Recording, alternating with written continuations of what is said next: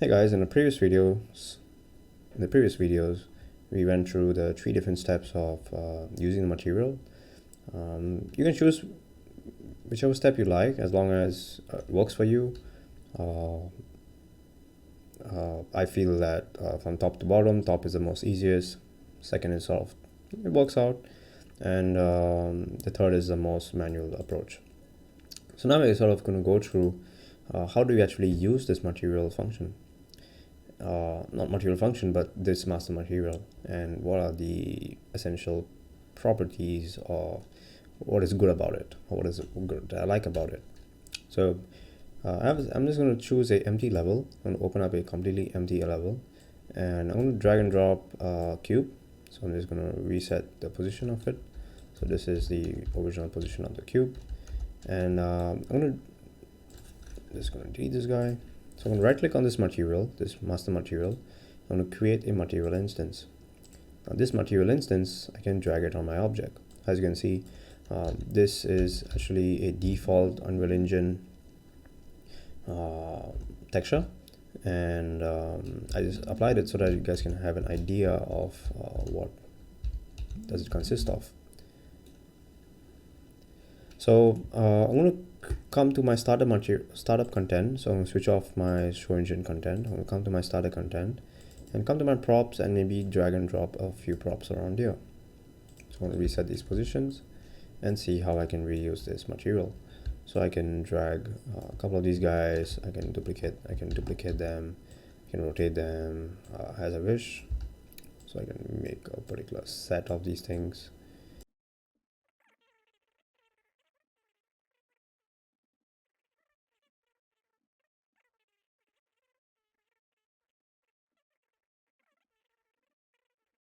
Now many times you guys will see that this reflection is not bright enough, and you guys will see dark surfaces here, but don't worry about that. Alright, you can increase the radius, the source radius, or you can increase the brightness, but that's not going to affect much of the reflections. Anyway, so I can come to build and build reflection capture, and just so that the error goes away, come to my skylight and my directional light and make sure that this is on dynamic lighting. These on dynamic lights.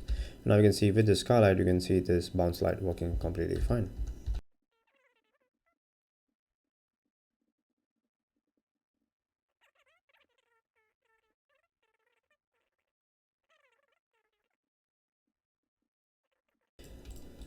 So starting with in our master material, so if we open up this instance and we drag and drop this in the corner, we can drag the details panel on top of this area so that it's visible, and we can see the properties of our material, and hopefully that's clear enough. So this is just a preview of what we want to see. So we don't need to open up so much. We can just view this material instance this way. So starting with, there are roughly 4 different places that you guys can work on.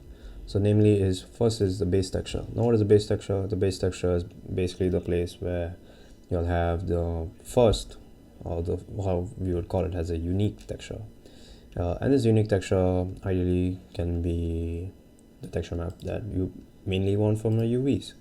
So in this case, we can see that this is our base color, and we can replace our base color from here. So let's say, for example, we come to our textures. You can see that, let's say we make cobblestone, right? So there are cobblestone textures now.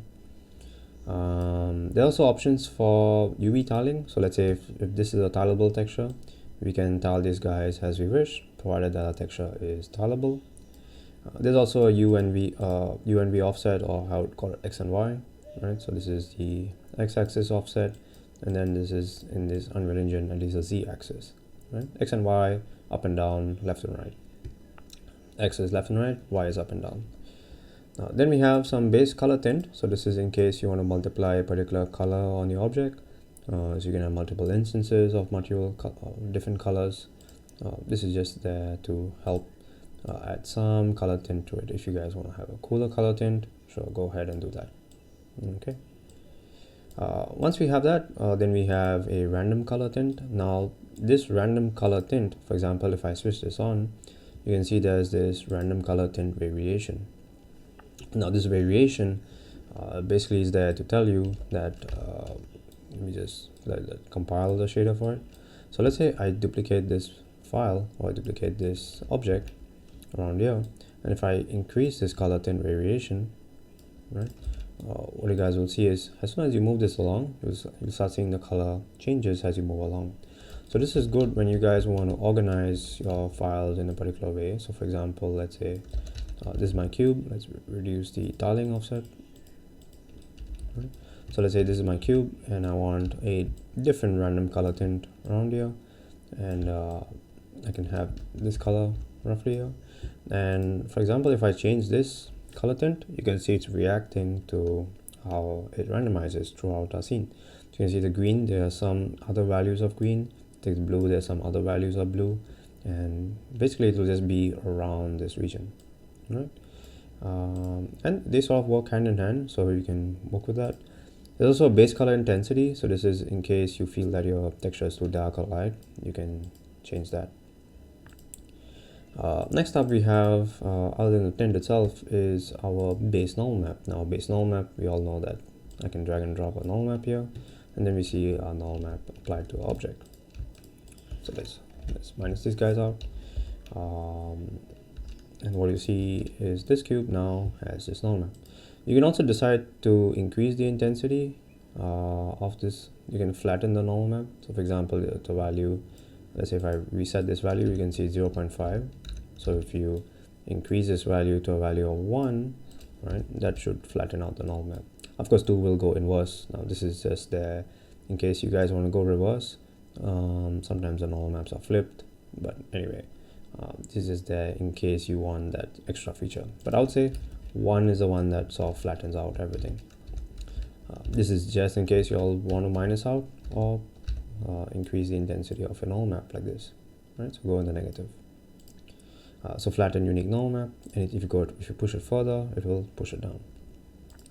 Next up is your base ambient occlusion, roughness, metallic. Now these are automatically connected within the engine itself. To the ambient occlusion has red, and roughness has, so if I open up the material, so you guys will see here, oops, wrong one.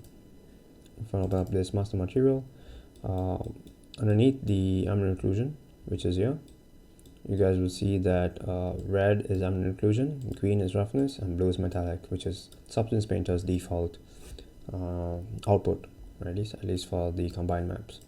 So I did the same thing here. If you guys have, for example, let me find this cobblestone.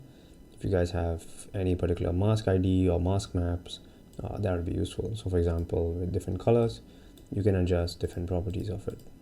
So for example, let's say we take this tiling information, so ceramic tiles null map, and for the color, and I don't think there's color. So what I can do in this case is drag and drop these colors and then just tile these guys. Of course, this will tile everything, which I have no hope in doing, but at least it will look sort of decent. Alright, so I can adjust the ambient occlusion. Now in this case, ambient occlusion is the red channel. So for example, if I come to this map itself, if I see the red channel, oops, right, you'll see that it'll affect a very small area here. So that's just there as an option if you guys want to adjust that. Then there's metallic, so you guys can change the metallic value of it and the roughness value of each and every, or at least the roughness values, which is the green channel, right, which are these guys. All right, so that's it for this soft material.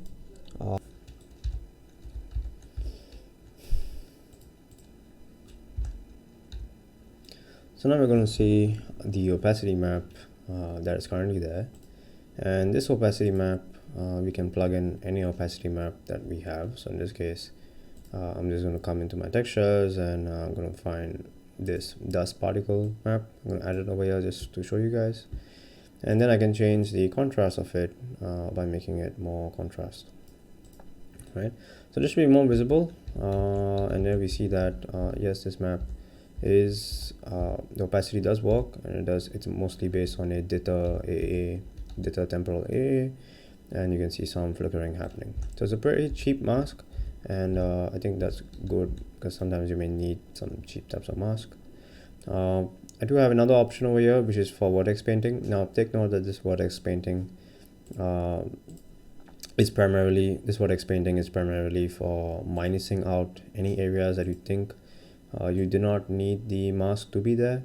So for example, so that will work with if you come to the paint options and you set it up as alpha. So by default, red, green, and blue will be visible, but you can set this up as a alpha.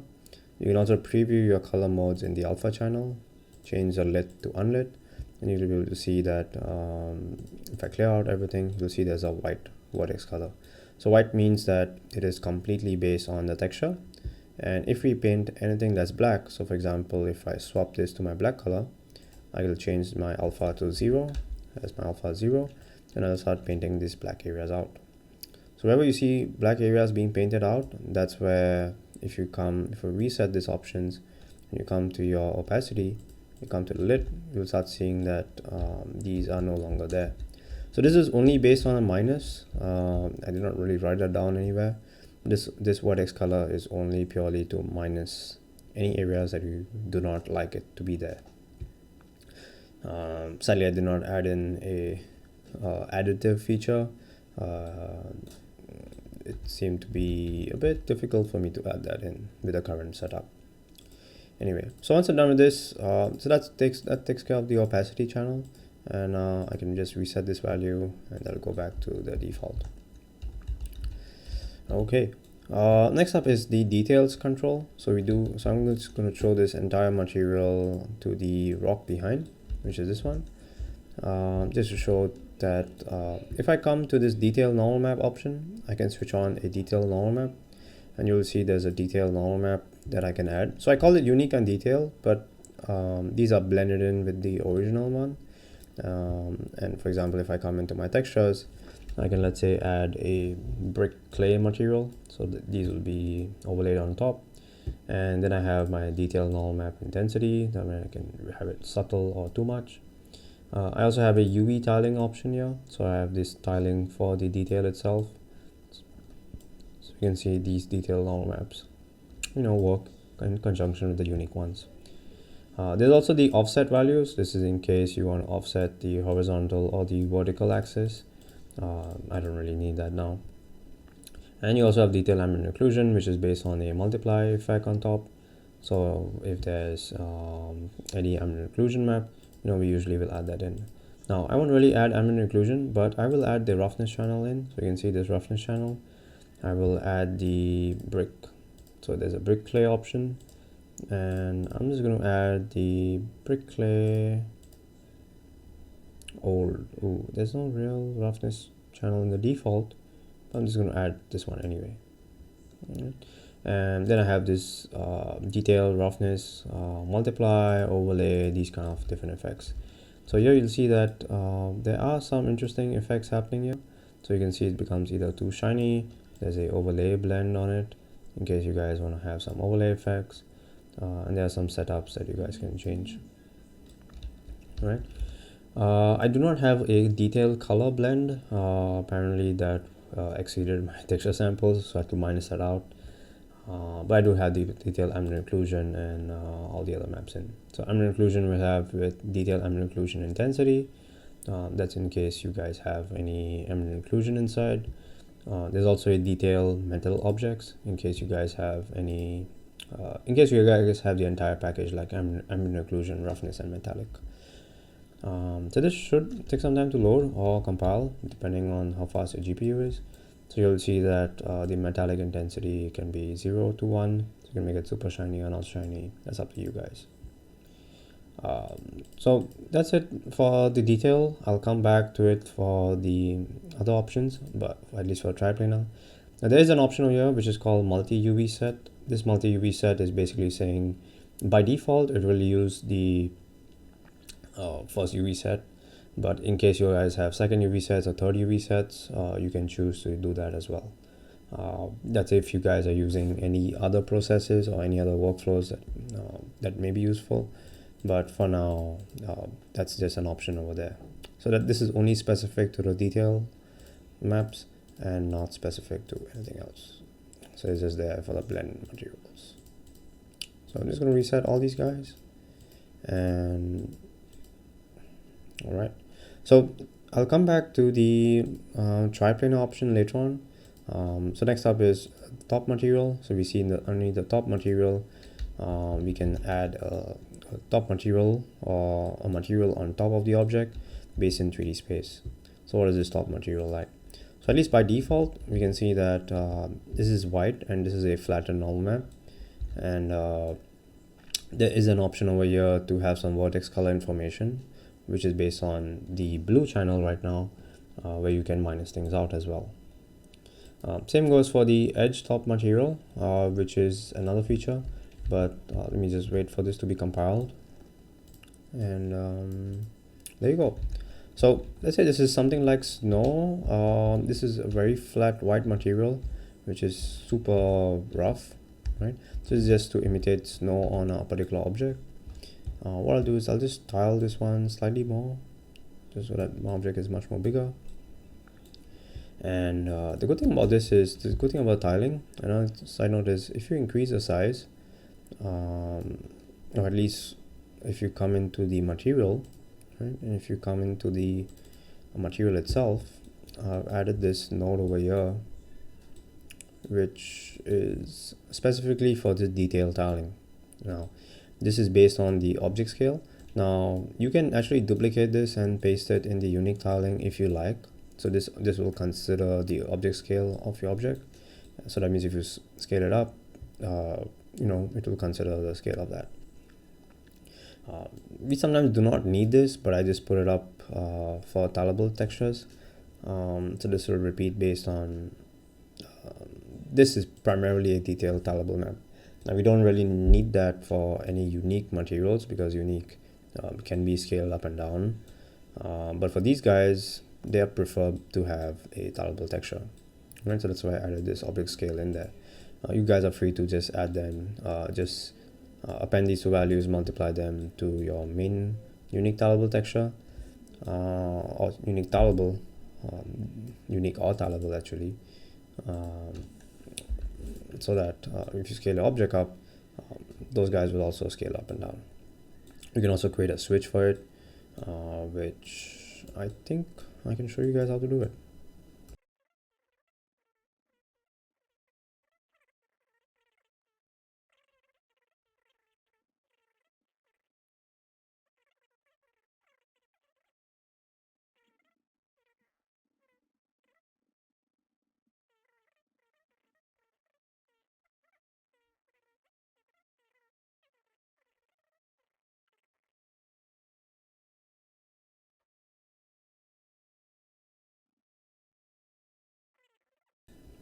Let's apply this to see the change.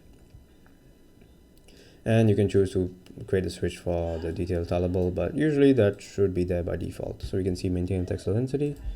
So we can add that in. I can save this file and I can give you guys this file itself. Alright, so you can see this is, let's say I scale this guy.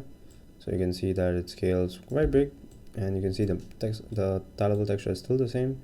And you can switch this on, and then you'll start seeing that it will scale based on the scale of the object, and will maintain its textile density based on the scale of the object.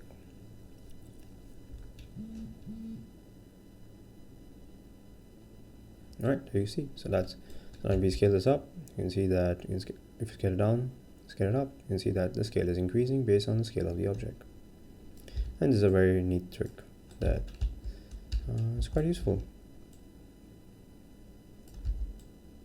Alright, and then you can just switch off the styling, just so that, just leave it like that. Alright, anyway, I'm just going to cancel this to not maintain. I'm just going to scale this up, change the scaling, and actually this, I just want to show you guys the top material. So the top material, we can see that this Vortex color is based on blue, so we can change this, and we can add any blue color vertex information. And what I can come in over here is I can change this to 0 or 1. I can paint it only on the blue, and I can say open it up, and I can paint white, and I should paint black. Right there you see I'm minusing it out. And you can also add a fuzzy material, which is on by default, and you can also tile this material if you feel like, if you have any sort of texture to it. Right now I'm not really going to tile it, it's just going to be one flat material. And yeah, that should mostly do it. The roughness and the other maps pertaining to this top material, currently there's no other option for it, but I think I can create options for them in a manner that should be workable. Right now I'm sort of limited to some texture samples, so I can't really, I mean I can adjust it. You can adjust the roughness based on, because actually the roughness is actually based on the base color itself. It is a specular, and a specular is a cheap contrast that has a roughness value. You can choose to adjust this if you like. If you want to expose the parameters out, you can, in case you want to increase or decrease the roughness. For example, you can just come into this guy, and for example, let's say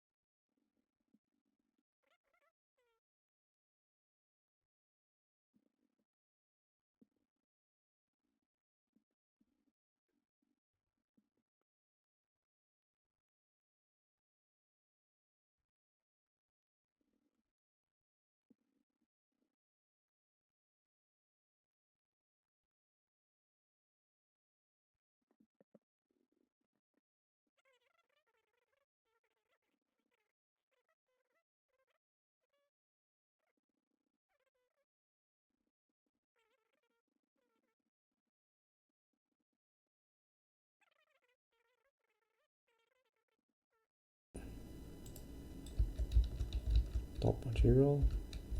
Let me just double check it with the buffer visualization. Roughness. Alright, so this is a roughness, so you can see the contrast. There you go, so it is working. So you can see the contrast is not going below 0.5, so that's really up to us to decide how do we want to go through that. So shiny is not very shiny, so you can see there's a difference to it. We can also see we can't really change metallic values, but in this case metallic is black, because ideally this is not really changing any metallic values.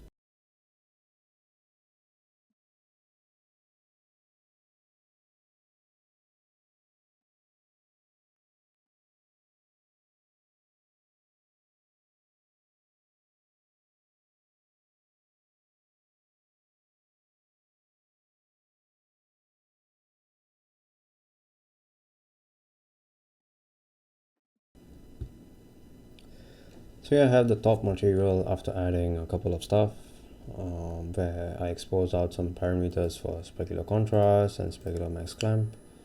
Now these are not that visible with the white material, these are mostly visible with a mossy material with some specular gloss surface on top. And also other adjustments like roughness, roughness adjustment, roughness minimum clamp, and a metal blend. For example, if we see and we add metallic values to it, we can see we can adjust the roughness of these particular values to make it pretty much 0. So you can see this is clamped out at 0.5 roughness value. And then we can always adjust our maximum or minimum clamp value of roughness and make it super reflective. Now, this is really dependent on what you guys want to add on top, whether be it water, be it any shiny looking object or surface, or rough object. Apart from the top material is we see another option here called edge top material, which is mainly to add a surrounding edge wear kind of thing. So if we switch this on, what you'll see is it opens up a new tab over here which is called edge top material. Now this one reads the map above it. For example, the top material, we have maps like, let's say we switch it off, let it reload for a while. Just need to readjust this by waiting, I think. So let's say once that's compiled, we can see there's this blend contrast, so we can contrast some of these blend values. So we can see from 0, it's a very small difference, it's a very subtle contrast effect. Then we have a blend max value, so this one is blend the maximum value of the surface. Now for this top material, you can see just refreshing that helps it. So you can see this blend max value, how much of the surface this area covers.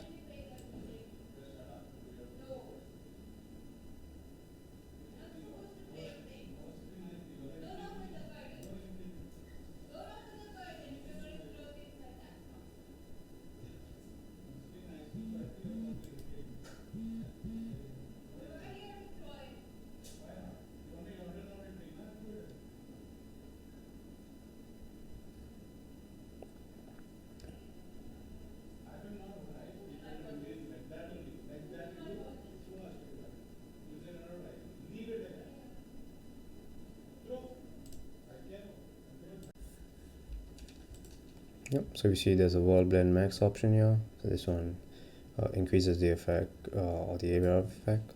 There's an opacity, by right, opacity should just be 0 and 1. I don't think they should go above that. Maybe I should clamp that value later on, but I think just 0 and 1 should work. I think I should adjust it. Give me a while.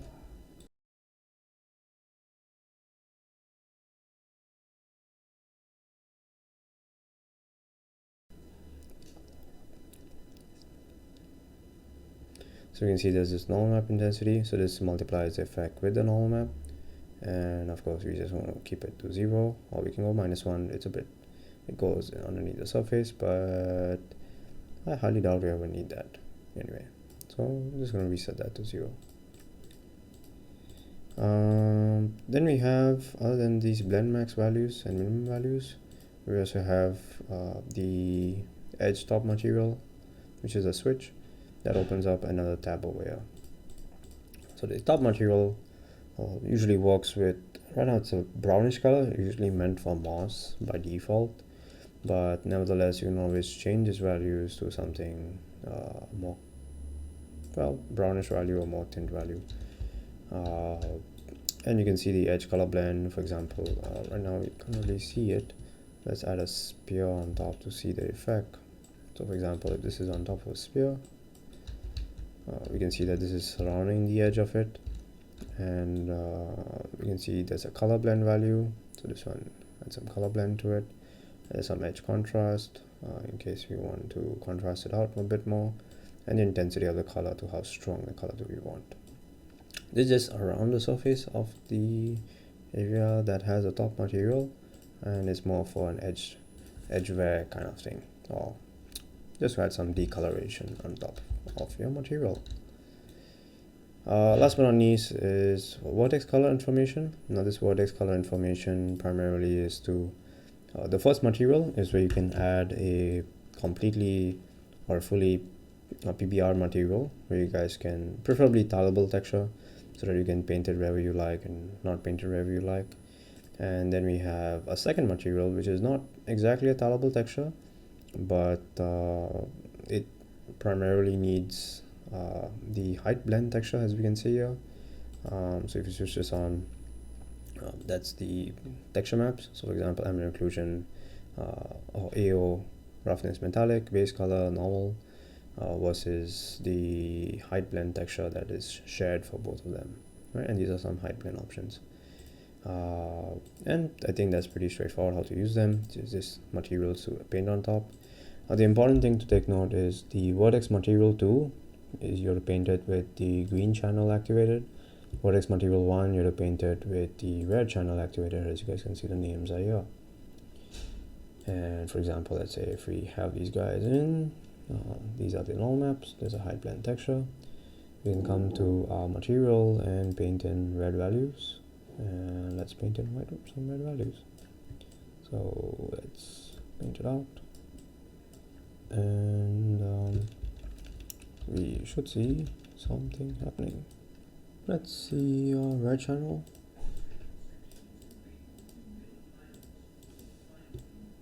So we see our red channel is pretty much full. Delete it out and let's paint in white. So let's paint out, there you go. Now we see something happening. And yes, we do have to paint out the red channel.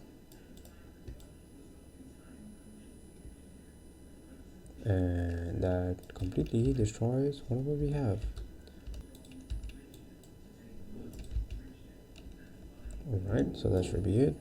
Let's add some non-map and let's add some occlusion. So this should work completely. Okay, and if we add white, and see we're adding red back in. So essentially we have to paint in, or paint out a red channel. And as for this object, we're just going to delete whatever we have and start from fresh. So this top material on top, so if we see how Vortex material actually works, this is still underneath the base. This Vortex color is still underneath the base, and then the top material is on top of it. Now if we want if you want to add the Vortex color on top of everything, well, we can do that, but we'd have to adjust a lot of things.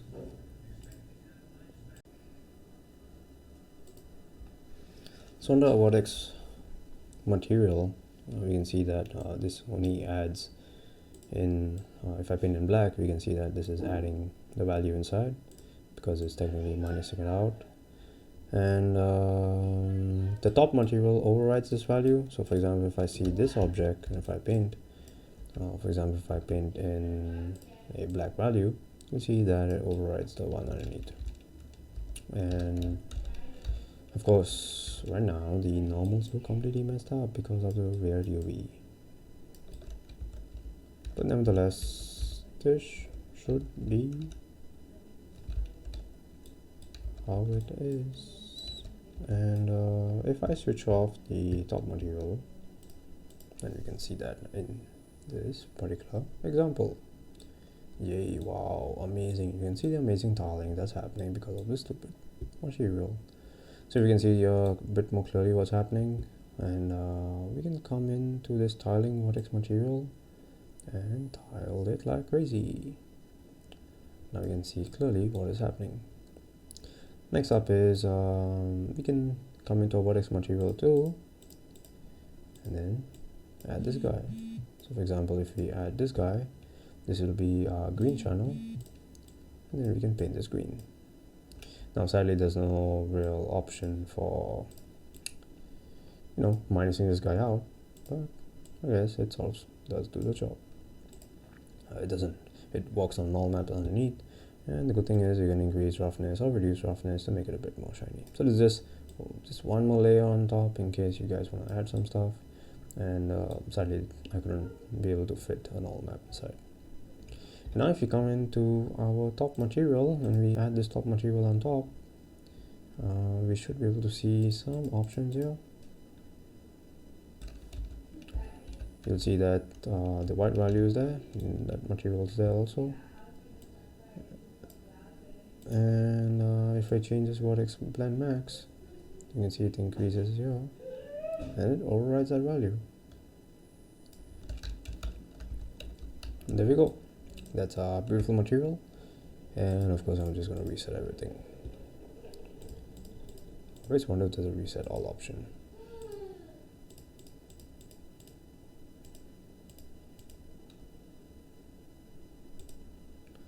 So I'm just going to reset and reset and there you go, reset. So there you have it. That's the material. And last but not least, there is the triplanar option here, and we can see these triplanar option. So let's say if I take this guy and if I delete what was there here, delete these guys. So last but not least, we have the triplanar option here, and this triplanar projection is in two places. One is in base texture, and one is if we switch on our detailed normal map, you will see there's a detailed triplanar projection. Now these are specific to each of the texture sets. So for example, this is specific to the unique one, this is specific to the detailed. So let's say for example we add in a very weird tiling that does not tile, or it should not tile, but anyway, it should still work out fine. If I switch on triplanar projection, what you see is there are all sorts of options that open up. Let's see all these options. And in this triplanar projection, there is one main option which is called use six-sided, and it takes a while for it to compile. But what the six-sided option is let's say for example I reset some of these guys. So I'll reset the color itself. So I'll just add this one in, and what you guys see over here is the numbers around the behind is flipped. So if I switch on the six-sided projection, it will project it from all six sides. So 1, 2, 3, 4, 5, and 6. So here you can see the numbers are correct, here the numbers are correct, and on top the numbers are correct. Alright. And this is local space option. So right now this triplanar projection is stuck onto the object itself. So it's projected without the object being moving. If I switch off the local space, what you'll start seeing is this projection now is based on 3D and no longer based on local space. So that means to say that now if I move this object up and down, you can see the projection is based on 3D, and one is based on local space, one is based on 3D. Here we have other options like world space UV tiling. So for example, here the tiling is different based on the world space UV. And if you switch on local space, here we have a local space tiling where you can see this tiling is also different. We also have triplanar offset. So there's offset in x-axis, offset in the so-called y-axis, and then offset in z-axis. Because Unreal Engine, the z-axis and y-axis are different. Same goes for the detailed triplanar projection, right? They work exactly the same way, same options, and same everything else. So this should conclude with going through the materials out there. Some are very important features.